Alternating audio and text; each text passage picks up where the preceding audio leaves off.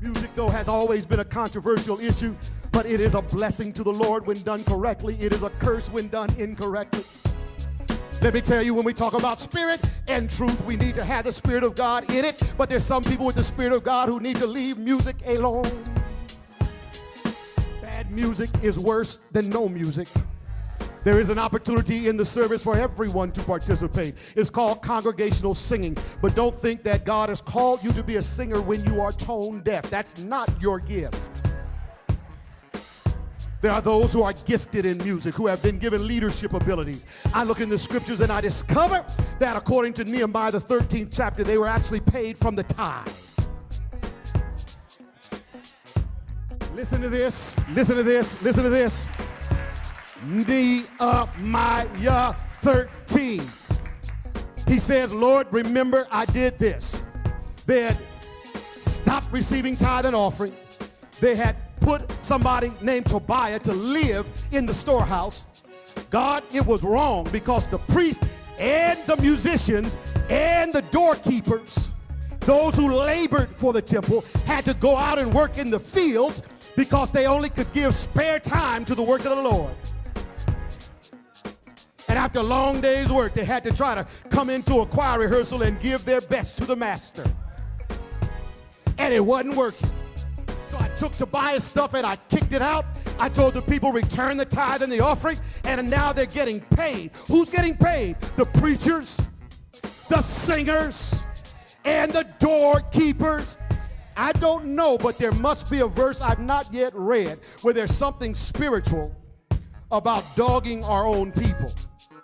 We will pay a plumber top price to fix our toilets, but want to argue about giving a preacher a gratuity or a musician some money to do what they do.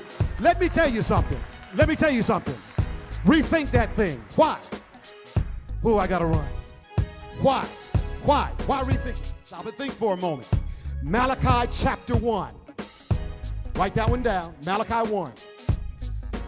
God is mad at Israel. Why is he mad at Israel, preacher? Because they were going into their flock, finding cross-eyed sheep, crippled lambs, and bringing that to God for sacrifice. God gets a little sarcastic and says, what? Try offering that mess to your earthly governor and see how he receives it. And if you wouldn't even bring that slop, if Barack Obama came to your church, why should I accept it? Malachi 1 goes on to say, as nice and as powerful as your earthly rulers are, I'm a great king, and I deserve your very best. How dare you save your best for anything but me?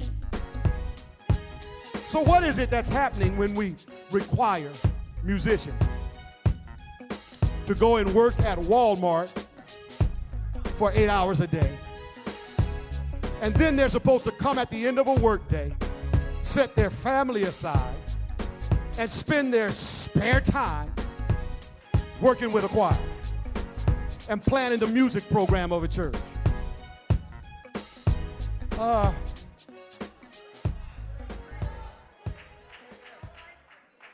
If that's how we want to do it, then let's don't complain about the quality at all. Let's just take whatever we get and call it a day. But if in fact it represents a great God, then we ought to position people to use their best time and their best talents in the service of God. Well, that's a theme that I get in trouble with sometimes, but that's biblical. Our people aren't committed. They're committed, they just got a family and a job. And there are only 24 hours in a day. We need 7-day-a-week ministries, 24/7. And who's supposed to be there? You want the pastor to man the 24/7 ministry, right? Because you're not willing to pay anybody to spend their best time, energies, efforts in the work of the Lord. I'm talking to you. I know I'm preaching to the choir. Y'all don't believe in that. I know. Spirit and truth. Truth is that God has positioned some people with the gifts and talents necessary and the desire to spend their time blessing the people of God and blessing Him through music ministry. And it has not lost its inspiration because we compensate for it any more than the sermon is not inspired because you pay me to study and preach. Work with that now. Truth is that God requires the best. He wants the best. Somebody says, we shouldn't be wasting money like that. Wasting money.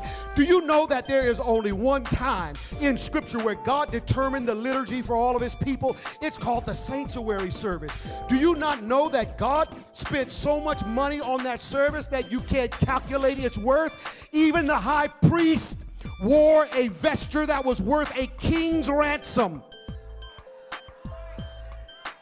Why? Isn't that too much? It's not enough for what He represents. A great God. But we want to run church operations with people who do church as a hobby. It's not biblical. It's not biblical. Paul goes so far as to say, come on, use common sense. You don't muzzle the ox that treads the corn. Those who labor for the temple should be paid of the things of the temple. And an investment in human resources when it comes to the things of God pays off in great dividends. Jesus had positioned with Him 12 full-time workers. But the idea is if we're going to get the best, we've got to position people to give us their best.